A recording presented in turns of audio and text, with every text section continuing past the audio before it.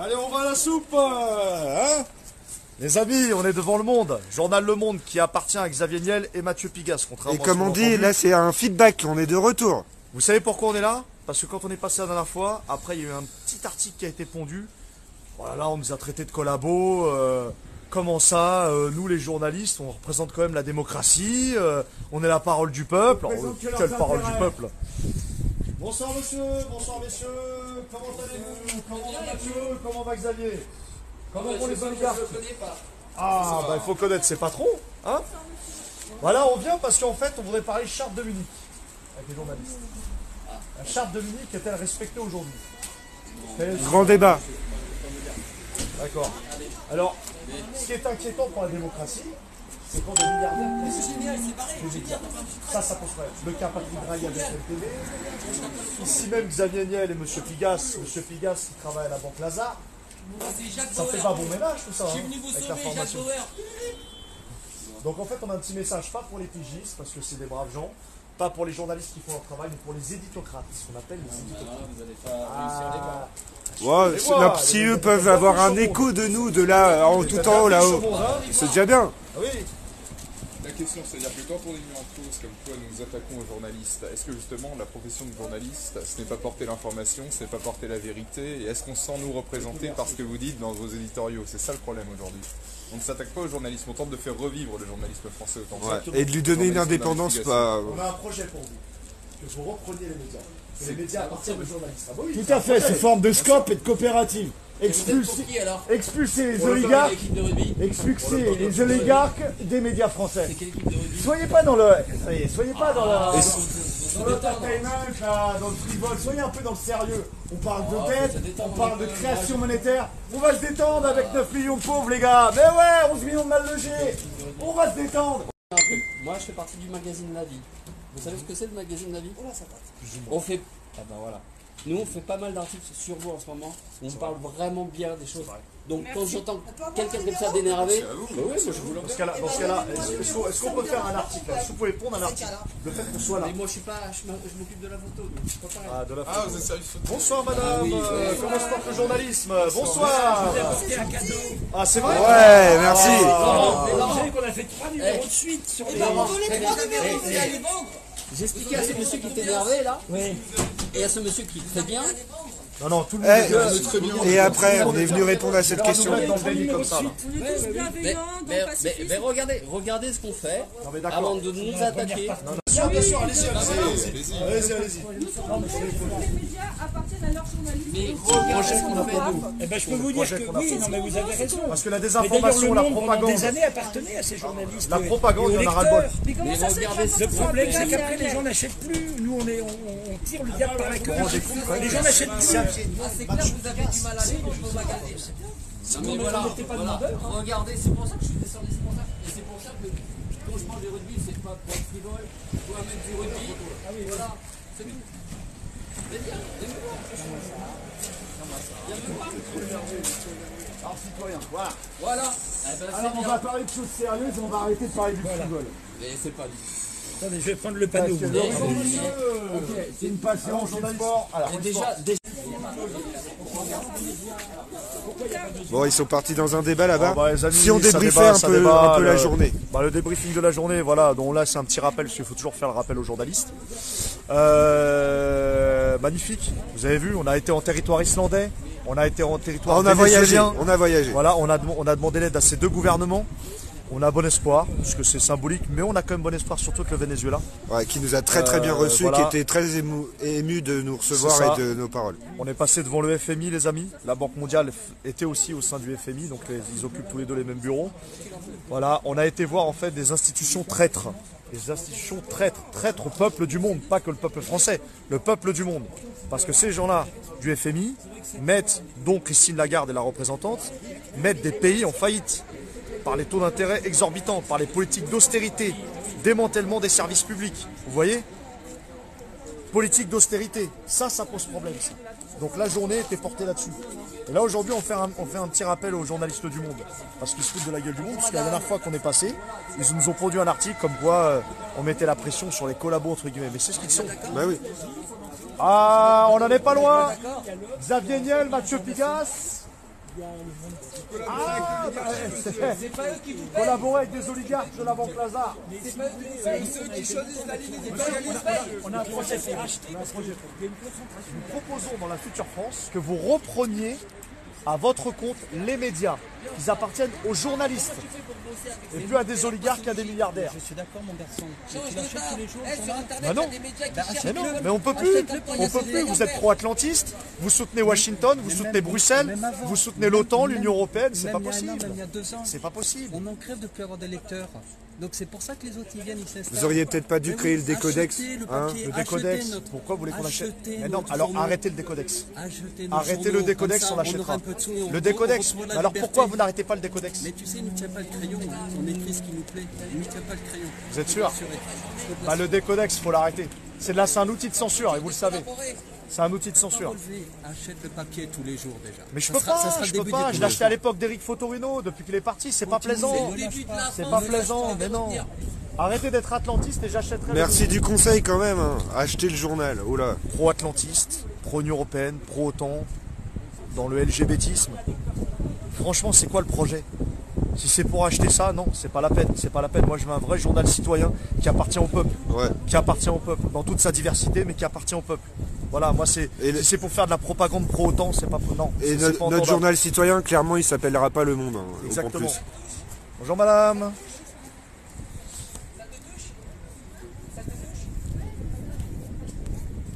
Bah, vous travaillez pour des oligarques? Ça te touche ce slogan? Qu'est-ce que ça te fait?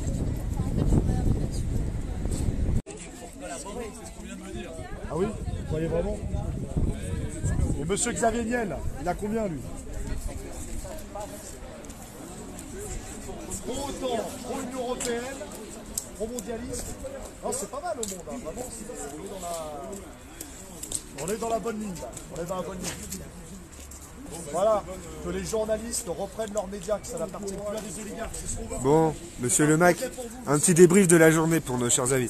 Alors, je voudrais te lancer une question d'avance, c'est que tout à l'heure on nous a dit, oui, pas de religion, pas de machin. Je le redis, chacun peut s'exprimer comme il le veut, Non, mais... et chacun apporte en fait sa valeur qu'il sent à Mais partager. déjà, pas de religion, si, il y a des gens qui ne se sentent pas religieux, qui ne se sentent pas l'envie de porter un message religieux en venant, et je pense pas que d'ailleurs le débat de fond sur un message religieux, c'est leur problème, et c'est leur indépendance, et c'est leur choix. Chacun s'exprime avec ses Voilà, moyens. et en on le fait. respecte de toute manière, puisqu'il n'y a pas d'autre possibilité. Les gilets jaunes, justement, l'idée avec ces messages catho, athées, musulmans, etc., c'est pas de faire de la segmentation de marché façon capitaliste. Oui. C'est de dire, Bien dit, ouais. on a un débat de fond. On a finalement des questions sur lesquelles on est parfaitement d'accord, on est d'accord sur un état de fait, on est d'accord sur des possibilités de mise en place pour avoir une France plus indépendante, plus glorieuse demain, et c'est ce qui nous rassemble. Donc c'est pas du tout l'idée de faire de la segmentation de marché. Maintenant, excuse-moi, ta question c'était... C'était pas vraiment une question, c'était les gens veulent pas entendre parler de religion, etc. Mais là, par exemple, on t'a invité toi et l'autre collègue. Ouais. Vous avez votre propre personnalité et que nous, on vous bridera pas à la partager. Tu vois ce que je veux dire? Bon, on sait que t'es royaliste. Moi, je voilà. sais, c'est Bon, on va pas en parler vraiment ce soir parce que c'est pas le Il y a sujet. un truc sur lequel il faut insister. Moi, je viens pas au Gilets jaunes en tant que royaliste. Je viens Oui, aux non, Gilets mais jaunes voilà, en tant je que dis Français. ça, bon. Maintenant, en tant que catholique, moi, ça me paraît évident. Il me paraît évident qu'il y a un lien entre la spiritualité classique, entre les philosophies, entre les sagesses, qui finalement sont le meilleur moyen d'opposition à l'argent. Qu'est-ce que c'est que la Révolution française? La Révolution libérale dite française, c'est quoi? C'est la fin des corporations, mais c'est également la fin d'une verticalité spirituelle de la France. C'est la fin d'une vision spirituelle. Et finalement, quand on est, d'une certaine manière, quand on refuse toute transcendance, quand on refuse toute réflexion philosophique, moi je dis pas qu'être athée c'est être immoral, mais quand on refuse toute transcendance finalement, eh bien on est dans le monde de l'argent, on est dans la pyramide de Maslow, on est dans les besoins impératifs humains, et on est finalement, il n'y a pas de motivation à combattre à l'heure actuelle finalement, parce qu'on est dans le produit d'une société qui est purement matérialiste, qui refuse toute transcendance. On en voit la conséquence aujourd'hui. C'est-à-dire il n'y a plus de solidarité possible, il n'y a plus de valeur possible, de dépassement de soi possible, parce que finalement s'il n'y a pas rétribution derrière par le paradis ou par un certain message qui peut être porté par le Christ, qui peut être porté par Muhammad, qui peut être porté par Bouddha aussi, je trouve ça difficile moi de ne pas faire le lien entre une certaine spiritualité, un retour de la spiritualité, Voilà. Et le combat des gilets jaunes. Maintenant, s'il y a des gens qui ne souhaitent pas, qui n'ont pas cette approche spirituelle, grand bien leur face. Et voilà, j'ai envie de dire, et puis si vous avez une meilleure analyse à votre sauce que la tienne, venez nous la partager, venez avec nous en OP, vous voyez. C'est pas mon rôle de dire ouais t'as raison, t'as tort, ou de valider, de mettre pouce bleu, pouce rouge, tout ça on s'en fout. Les gars, on est aujourd'hui dans une situation tellement tragique, il faudra arrêter de se donner des coups de bâton. Exactement, alors, et de se diviser tout simplement. Il y a un moment, quand t'es gilet jaune, l'ennemi il est en face. Il est pas à gauche, il est pas à droite, il est pas sur tes côtés.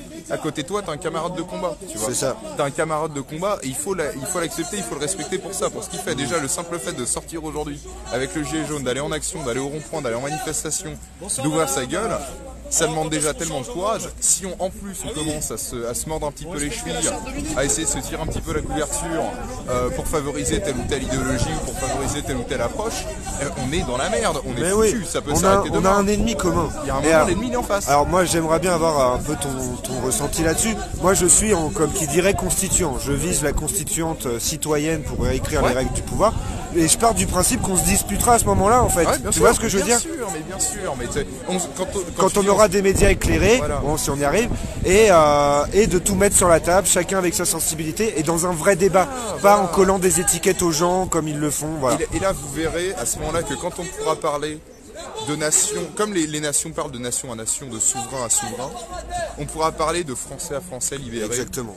Et là, vous verrez que le débat sera infiniment plus apaisé qu'il ne l'a été sous le régime républicain. Il s'agit en fait déjà individuellement de passer d'électeur, consommateur à citoyen. C'est tout simplement ça. Pas celui qui consomme tous les 5 ans un candidat, pas celui qui met son urne et qui valide telle ou telle position, mais justement de citoyens souverains, fiers, de travailleurs, de français à français, quoi, tout simplement, et d'arrêter de s'emmerder avec la segmentation, avec le ouais mais toi t'es ça, moi je peux pas être d'accord avec ça, etc.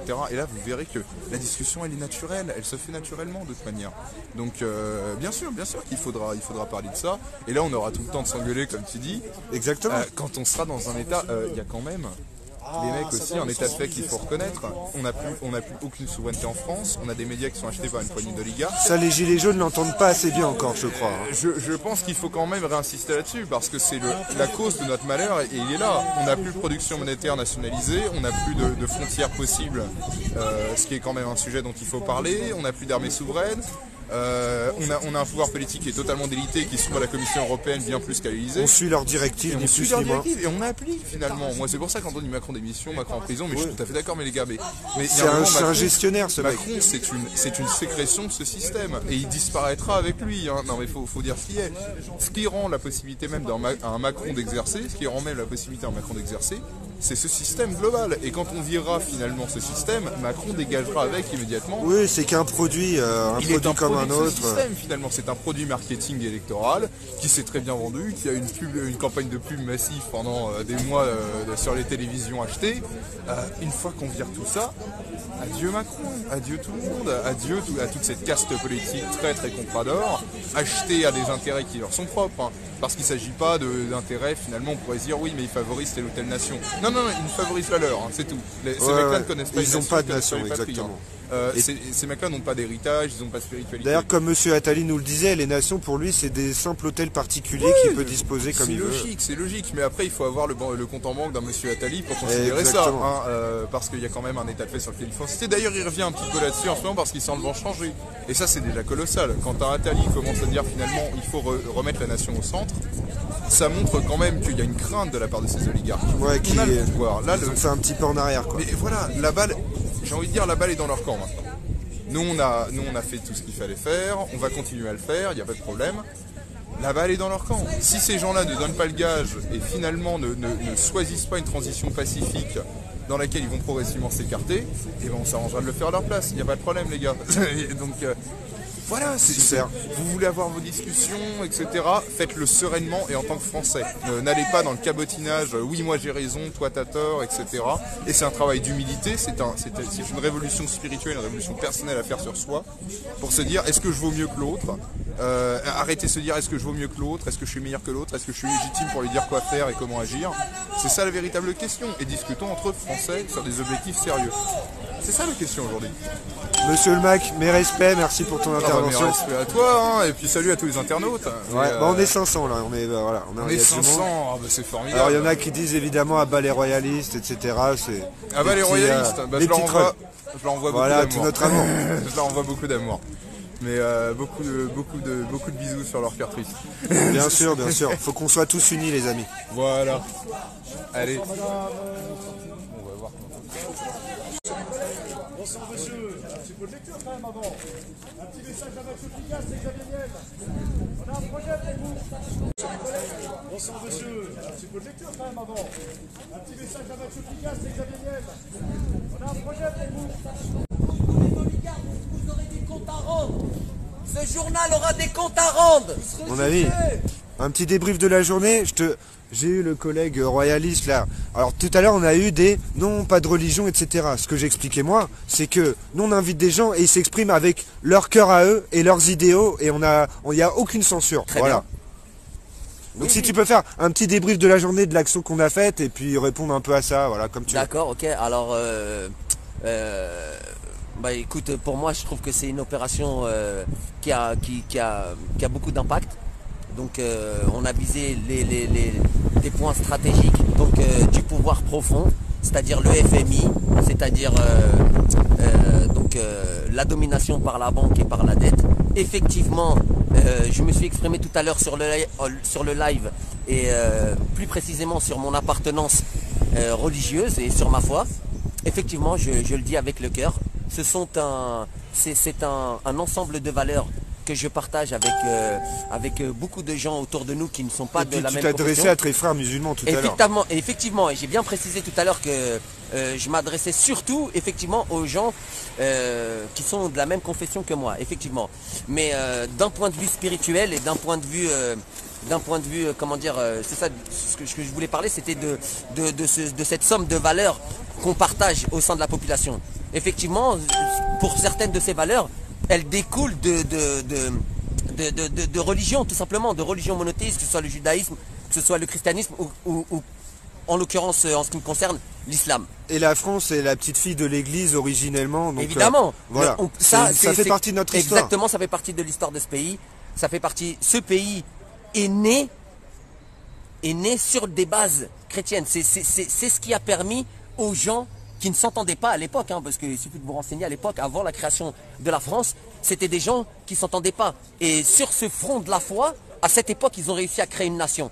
C'est cet ensemble de valeurs communes qu'ils ont décidé de partager en commun qui leur a permis d'arriver à ce stade de nation. Aujourd'hui, c'est à nous ici, les gilets jaunes et ceux qui ne sont pas gilets jaunes, ceux qui sont sensibles à nos revendications sur la vie chère, sur l'injustice, sur les dépenses... sur le pouvoir profond directement. Sur le pouvoir profond, c'est clair. On est là pour les dénoncer, c'est sûr. Donc pour revenir sur notre opération, moi je trouve que on a attaqué, on est là, on se fait voir, on fait du bruit.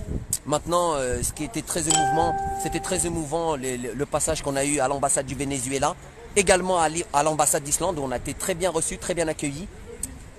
On a transmis un courrier à l'ambassade d'Islande, mais pas à l'ambassade du Venezuela. Par contre, on a pris un contact. Donc eux-mêmes étaient très émus de nous voir soutenir le peuple vénézuélien. Et de défendre la mémoire de Chavez. Exactement, et de défendre aussi la mémoire d'Hugo Chavez, même si pour ma part, il n'y a rien à défendre. Non, mais par rapport à la merde ambiante des médias collabos. Exactement. Mais de toute manière, nous, si vous avez bien compris, c'est qu'on dénonce cette manipulation qui est faite par les médias jour et nuit, et surtout des chaînes d'information en continu, mais aussi de nos chaînes de service public. C'est-à-dire que France 2, France Télévisions... Surtout eux, ce sont les pires. Faut savoir, les amis, on vous le dit, t'étais venu avec nous devant les médias à l'époque, on faisait toutes les semaines France TV, là, depuis 2 mois. BFM, on a eu la directrice éditoriale qui est venue nous voir. France TV, personne, jamais personne, voilà. Et un truc aussi où je voulais rebondir, c'est que bon, Tom, on a fait des ateliers constituants vite fait ensemble à un certain moment. Et moi, je suis constituant, je veux réécrire les règles du pouvoir, changer le système. Pareil. Et moi, c'est toujours ce que je dis à tout le monde, je l'ai dit tout à l'heure avec le collègue, on se disputera au moment du processus constituant, les amis. C'est là qu'on mettra nos choses sur la table dans un débat éclairé, serein et fraternel. Exactement, voilà. Le but aujourd'hui pour nous, c'est une caricature, mais je pense que c'est une caricature qui est une bonne image pour nous les Français. Souvenez-vous des printemps arabes. Souvenez-vous de la manière dont le peuple tunisien a réussi à faire fuir le président Ben Ali. Moi, via l'armée. Moi, mon rêve, ce serait de les voir s'enfuir comme Ben Ali. Voilà, Exactement. c'est l'objectif pour moi, c'est qu'il n'y ait plus aucun endroit où se réfugier. Aujourd'hui, ils ont les médias pour se réfugier, ils ont l'Assemblée nationale, ils ont tout un tas d'institutions qui servent pour s'y réfugier. Ils ont refuge, ils ont pris nos institutions en otage pour se protéger, eux, au détriment de la protection et de la sécurité. Ils écrivent les règles du pouvoir et créent l'argent. Et nous, notre rêve qu'on a dans la Nouvelle-France, c'est évidemment des médias libres indépendants, mais des tribunaux populaires, parce qu'on va avoir du dossier, toi-même tu sais, à ressortir de tout ça, de ces quarantaines d'années qu'on a subies, et il va falloir juger les coupables. Et bon, ce qu'on vise réellement à la fin, c'est des travaux d'intérêt général, par exemple en Libye, voilà. Exactement. Maintenant, voilà, on a un bilan aujourd'hui pour la journée, pour cette opération. Je vous le dis, c'est une petite équipe, prenez exemple, si vous le voulez, sur nous, sur ce type d'opération.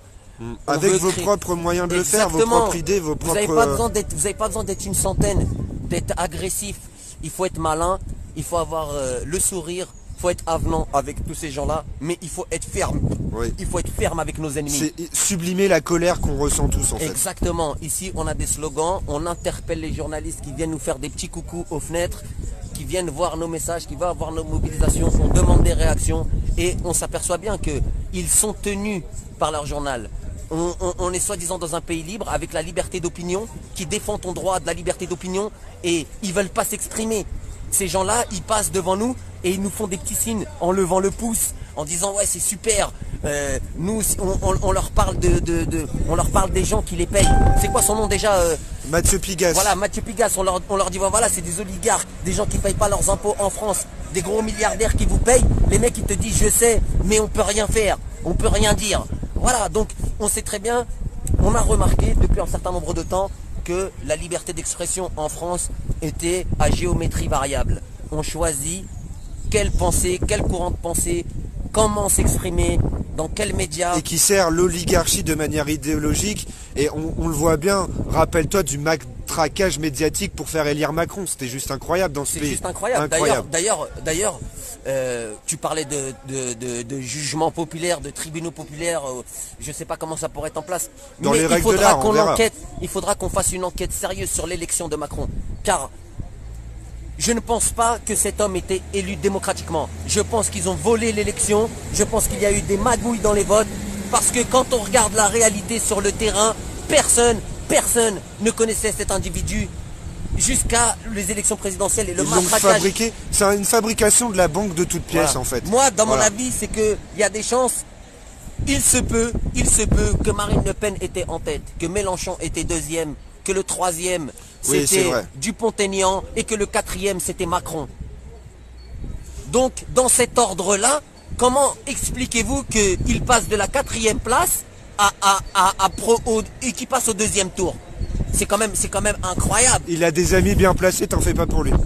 Voilà, donc ça, il faudra qu'on enquête là-dessus. On veut faire la vérité. On en a marre des corporations, on en a marre des organisations qui sont financées, comme on l'a dit déjà, et comme je vais le répéter, qui sont possédées par 9 milliardaires dans notre pays. Donc, ils n'ont pas de problème de financement. Qui pour certains sont même pas français. Le journal Le Monde est en perte sèche. Ils ne font pas de bénéfices il par vient de la nous vente. le dire, il a osé nous le dire, achetez le journal pour qu'on soit plus meilleur informateur. Super. Voilà, donc c'est un journal de merde qui perd des lecteurs, qui perd des abonnés parce qu'ils ont abandonné le combat social et de dire la vérité pour être un journal sur les combats sociétaux, sur les combats idéologiques, ils font des articles sur par exemple les problèmes que la planète rencontre par rapport aux conditions climatiques. D'accord. Donc ils veulent changer le climat. Donc vous êtes Dieu, vous voulez changer le climat? Nous, on est des gens raisonnables, on est des gens du terrain, on est des gens d'en bas et on s'aperçoit que si on veut changer le climat, si on veut améliorer les conditions du climat, on doit changer le système. Exactement. Ce n'est pas le climat qu'on le doit changer, c'est le système D'accord, que l'on doit changer. Si on en est là par rapport au climat, c'est bien à cause du système, parce que c'est pas nous qui polluons. cause du système. Ce n'est bien à cause du système. Ce sont à cause des forages qui sont faits en haute mer autour des îles des Dom-Tom, autour des îles des Caraïbes. Et le gaz de schiste et compagnie. Le gaz de schiste, que ce soit aux États-Unis ou en Amérique du Sud. La déforestation pour l'exploitation du bois africain et du bois d'Amérique du Sud. La déforestation pour la recherche de minerais dans les pays d'Amérique du Sud et dans les pays d'Afrique. Tout ça, une précision pour les pays d'Afrique où il y a ces recherches de métaux précieux. Il faut savoir que c'est des enfants qui travaillent dans ces mines-là. Ce sont des enfants qui sont mobilisés. Une petite parenthèse aussi sur la Côte d'Ivoire, c'est pareil pour le cacao. En Côte d'Ivoire, c'est les enfants qui vont récolter le cacao. Pareil pour le café, ce sont des enfants qui vont récolter le café. Donc, imaginez-vous bien, rappelez-vous bien le matin quand vous prenez votre café, hein, quand vous prenez votre café Congo, votre café, Nespresso, tout ça, hein, quand vous êtes bien content avec votre machine Nespresso, n'oubliez pas que quand vous buvez ce café, c'est comme si vous aviez bu le sang des Africains. Et votre chocolat, c'est pareil. Merci à toi, mon ami. Merci. J'espère que je vous ai pas trop bousillé. Hein. J'espère que vous n'êtes pas trop bousillé. On est un peu énervé, on a froid. On se moque un peu de nous. On voit des réactions. On voit des réactions parfois qui nous heurtent nous-mêmes dans notre sensibilité parce que dans notre mobilisation, on est mobilisé aussi pour chacun des individus qui sont dans ce bâtiment. D'accord. Nous, ce qu'on veut, c'est donner le droit à chacun et on veut qu'on nous donne notre droit, nous, à nous exprimer, à penser, avoir la liberté d'opinion, la liberté de culte, etc. Et aujourd'hui, je suis réuni, moi, en tant que banlieusard, en tant que gilet jaune, en tant que francilien, en tant que français, en tant que français d'origine immigrée, en tant que musulman, avec un catholique, un mec de la France insoumise, entre guillemets, c'est-à-dire qu'il est sans son étiquette, là, il n'y a pas de France insoumise, c'est juste pour vous dire la sensibilité de certaines personnes qui sont avec nous. Il y a un royaliste, je crois. Bien sûr, je sais que Wilson N'oubliez pas, soutient Cheminade. pour tous ceux qui veulent critiquer les rois, etc., n'oubliez pas, au Maroc, il y a un roi. Dans plein de pays d'Afrique, il y a des rois. Donc, ne soyez pas prompts à critiquer cette idée. Réfléchissez un petit peu par vous-même et ne vous laissez pas endoctriner par tous les idéologues. Par tous les idéologues d'État, par tous les idéologues de la pensée unique ici en France qui vous empêcheraient de réfléchir, de vous empêcher de tendre la main à des gens à qui les préoccupations du quotidien sont les mêmes que vous. On a les mêmes intérêts, défendons nos intérêts ensemble. Gilets jaunes, force à vous, fraternellement jaune, jusqu'à la victoire, jusqu'à ce qu'ils s'enfuient tous comme Ben Ali. On ne lâche rien, absolument rien. Tous les jours sur le terrain. On lâche rien. Montez des équipes pour tuer. Il est fatigué, nous. On est pris par la vague, tu vois. Ouais, voilà, bon, là, redis et redis. Journal Le Monde, les amis. Avenue Auguste Blanqui dans le 13e. Allez faire des sauts là-bas, allez les visiter la semaine, c'est sympa. Faut pas lâcher les Il y a médias. des journalistes, c'est juste croustillant quand on parle avec eux. Bonsoir mesdames, bonsoir, Bonsoir. bonsoir. Allez, on s'émancipe, on s'émancipe. Ah oui, il faut. On ne lâche rien, madame. On s'émancipe. Allez, ouais. Ah, ça fait mal. Hein. Ah ouais. Ah, il y en a, ils baissent les yeux. Hein. Ah, ils ont du mal. Hein. Certains ont le sourire, d'autres baissent les yeux. Bon, ouais, voilà.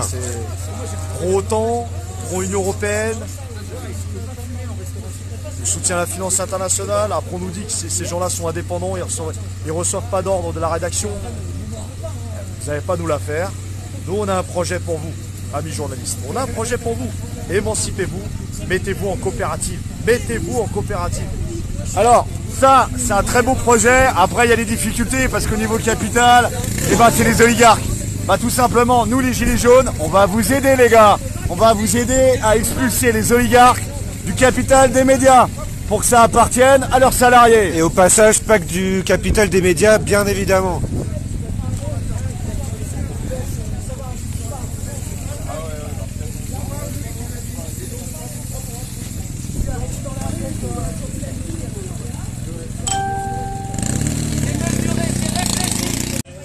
On a fait le débrief, on a fait tout. On lâche rien.